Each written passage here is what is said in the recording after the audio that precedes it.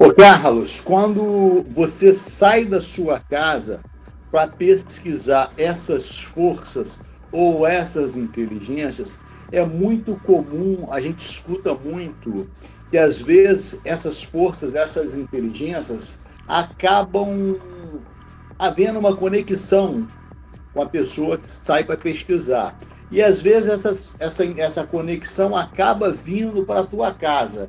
Ou às vezes ele se manifesta em frente à sua casa, e muitas das vezes até dentro da sua casa. Então, fenômenos paranormais, eles continuaram acontecendo na casa do Capitão Holanda e até na casa de algumas pessoas que trabalharam lá na Operação Prato. Eu gostaria de saber se alguma vez você percebeu alguma coisa na sua casa, algum evento paranormal dentro da sua casa ou com alguém da sua família? Olha, essa pergunta ninguém nunca fez. Eu Aê! agradeço você fazer uma pergunta que durante todas essas décadas de entrevista ninguém nunca me fez. Boa.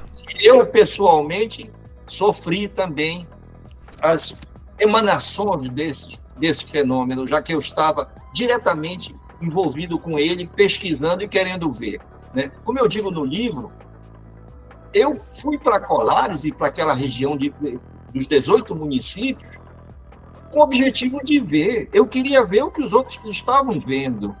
Eu queria testemunhar o que eles estavam testemunhando, até receber o ataque que eles estavam sofrendo, só para fazer um teste. Eu não tenho medo em relação a isso.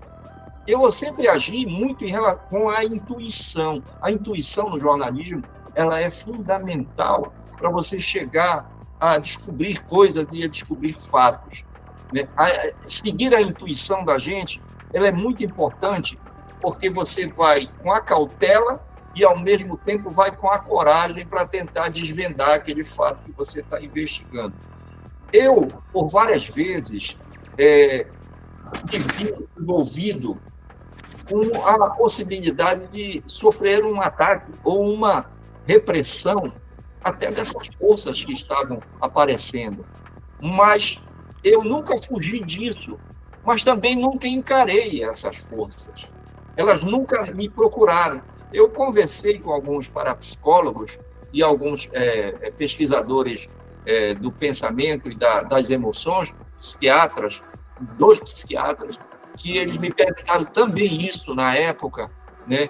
E perguntaram se eu não sublimei isso tudo, ou se eu criei uma espécie de couraça interior para me proteger desses ataques. Eu não sei responder a isso. Eu não sei responder isso, Riba. Indo na tua pergunta, eu não sei responder isso, mas eu te garanto uma coisa, e eu revelo para vocês aqui pela primeira vez. Eu nunca me senti coagido ou perseguido por essas forças. Eu sempre lidei com elas de uma forma com um distanciamento crítico em relação a isso. Eu acho que o fato de eu ter relatado o que aconteceu, os ataques que essas pessoas sofreram, dando credibilidade a esses depoimentos, eu nunca duvidei em nenhum momento de que essas pessoas estivessem mentindo ou manipulando os fatos. Sabe por quê? Porque uma coisa que me chamou muito a atenção foram as coincidências de relatos em pessoas que jamais se conheceram e que contavam exatamente as mesmas histórias, morando a 300, 400 quilômetros de distância uma da outra, em cidades diferentes, no meio da floresta amazônica, no meio da beira de um rio. O sujeito só vive naquela comunidade a vida toda, ele sai para pescar, sai para plantar e frequenta os amigos no final de semana, aquela festinha na comunidade, né? Contam causos da vida, essa coisa, mas pouco com as cidades, né? O sonho deles é de muito ribeirinho, daqui próximo da Belém, é conhecer a grande capital, é ir em Belém, ir no shopping, essa coisa. Naquela época era conhecer a cidade, né? Ir no Ver o Peso. Então, é o passeio deles, é o turismo deles, é vir na capital. Então, essas pessoas que moravam em Colares, moravam em Bragança, a 300 quilômetros de distância, em Viseu, já na fronteira do Pará com o Maranhão, em Capanema, mais próxima, a 70, 80 quilômetros de Colares, e em Salinópolis, que é um balneário banhado pelo Oceano Atlântico, Então, em todos esses locais, em Abaetetuba, aqui próximo de Belém, em Barcarena, em Benevides, município colares a Belém, em Ananindeua, que faz parte da região metropolitana de Belém, só nesses municípios, Ananindeua e Benevides, colares e região da Vigia, Santo Antônio do Tauá, a Operação Prato detectou 131 avistamentos e ataques de luzes. De 1977 até novembro de 1978. Se você pesquisar isso hoje, vocês que são ufólogos, vocês vão ver, naquela relação de todos os avistamentos e aparições de luzes no Brasil, desde 1900, do início da década de 50 até os dias atuais, você vai ver, isso são números oficiais, o maior número de avistamentos de luzes no Brasil em todos os tempos foi aqui no Pará, durante a investigação da Operação Prato. Então, vamos abstrair o seguinte, desse número de avistamentos, quantos ataques dessas luzes que desceram do céu atingiram essas pessoas? 2 morreram em Colares. Há relatos de 2 morreram em Colares. Elas vieram em estado grave para Belém, foram hospitalizadas num hospital aqui chamado Hospital dos Servidores do Estado. A ficha médica dessas pessoas desapareceu dos hospitais. Olha só. O atestado de óbito da necrópsia desapareceu dos hospitais. Eu fui investigar isso para lançar o meu livro. Eu investiguei já naquela época. E eu fui